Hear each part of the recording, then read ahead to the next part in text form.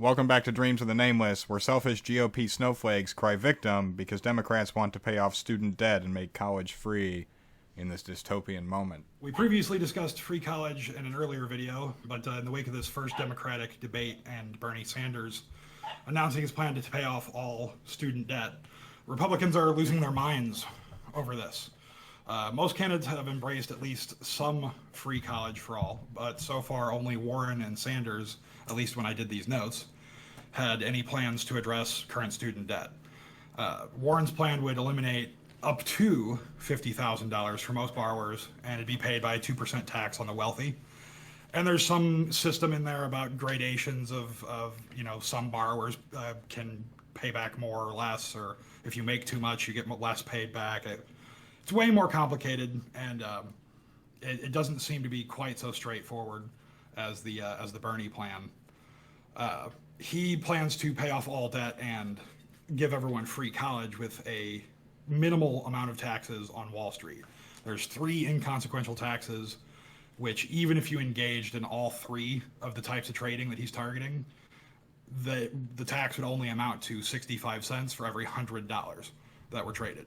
So it's just insubstantial in comparison to the amounts of monies that most of these corporations that are trading are spending. This would affect the day traders hardly at all, if even noticeably.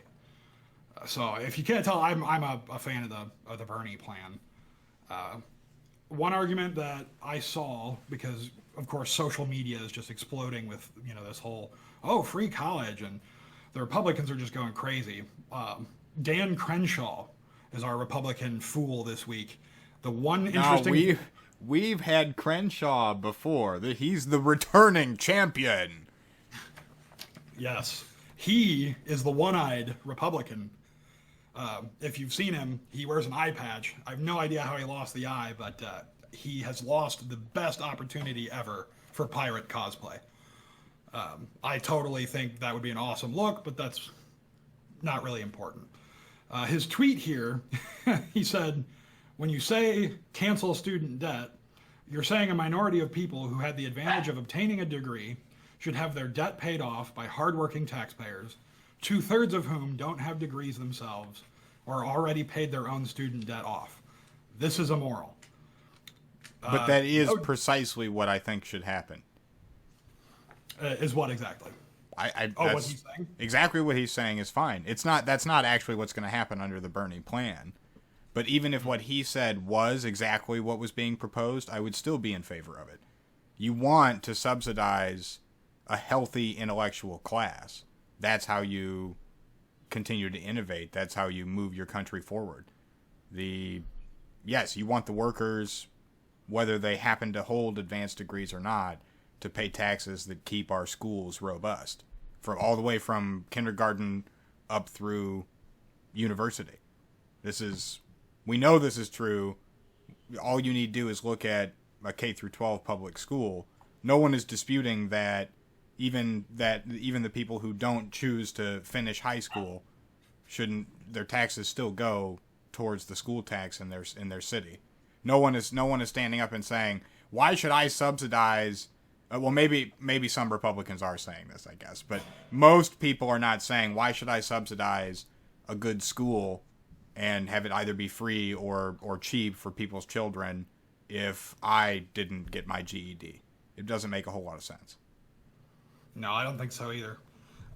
You may have noticed Zoe's being a little louder today. That's because of our guest star here. So I want to know, Eric, is this moral? Is it immoral? What do you think about people who say, like, why should I pay for public school, be it pre-K or college? What do you think? Well, I think as far as for college goes, I think it's very important that it's covered as far as through taxpayer money. And I think one of the problems is the people that have already graduated and have a lot of student debt. I feel like they're the ones who are not benefiting from these proposals by Bernie Sanders and Elizabeth Warren. The people who have the debt aren't benefiting? Well, it depends on which proposal we're going with. Because the Sanders plan currently, he's Right. coming out and saying we're going to pay off all debt and free college. Right. So Yeah, so I mean, sorry, I interrupted you. Continue if you need be. No, I kind of lost track there, but one of the things that come to my mind as far as this topic goes is the whole idea of economic activity. If conservatives are really conservatives, they should really think about like how the economy was back in the 50s and 60s, when people who would go to college and not have to pay as much would be able to have less debt when they get out and be able to be more productive in the economy. So as far as the economical side, as far as tax money going into paying off all the student loans and stuff, there's a plus side. These people who are getting out of college will have more money in their pockets, be more, create more economic activity. Yeah. Free market, that's what conservatives are all about, I guess. But And that's this tweet was inspired by the Sanders plan, and that's one of the things that he's arguing is that when you cancel off all this student debt and open colleges to everyone, you're going to have a better educated populace who has more money to spend on goods that are made in America or elsewhere. It'll stimulate the economy and so on. Really, I can't imagine why anyone would be against it. And yet, they cry and play the victim card. Oh, well, I shouldn't have to pay for your education because I worked hard for my money, or I already paid mine off, and I'm the victim in this plan. QQQ, I'm a snowflake. It just drives me nuts. Like, you would think this could be, my apologies, you think this could be one thing that they would be able to all get on board and say, yeah, education's great, let's do it. I think the idea that there are issues where American politicians will unanimously stand up for, aside from reactive war, is a myth. Like, it's not a real thing that happens. Even stuff that you would think would be no-brainers, there's always a contingent of representatives and senators that vote against it. I want to take the last word here and make the point that the problem with the article and the way that this guy frames the canceling of student debt is itself problematic, because in order to follow his logic, you have to buy into the idea that it's acceptable that a huge number of people are graduating with debt in the first place. You have to acknowledge that that's an acceptable reality before you can begin to have a discussion with this guy about this idea.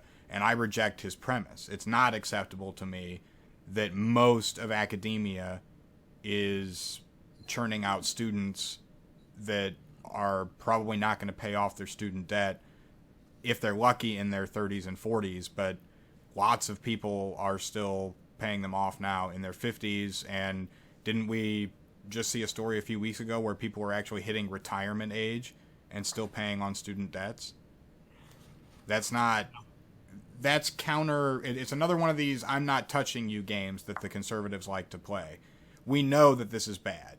It's bad when people who are getting 4-year degrees or maybe a master's degree don't pay off that debt in the entirety of their career. We know something is inherently broken, but they will dance around technicalities. Well, I was able to pay mine off, therefore everyone should be able to pay theirs off. Well, my parents paid for mine, your parents should have paid for yours. This type of thinking is sort of rotten at the core to begin with. So, what's this guy's name? Dan Crenshaw. Dan Crenshaw, you're a piece of shit. Go fuck yourself.